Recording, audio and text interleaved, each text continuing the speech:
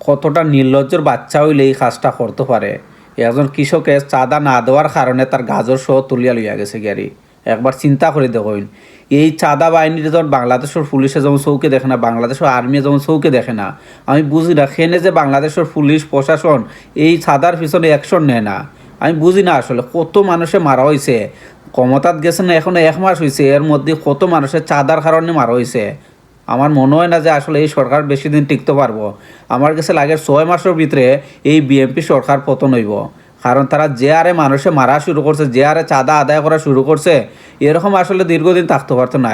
কারণ হাসিনার মতো ভয়ঙ্কর একটা সরকার থাকতে পারছে না। আর বিএনপি তো মানে এই তুলনায় কিচ্ছুই নাই। হাসিনার তুলনায় বিএনপি কিচ্ছু নাই।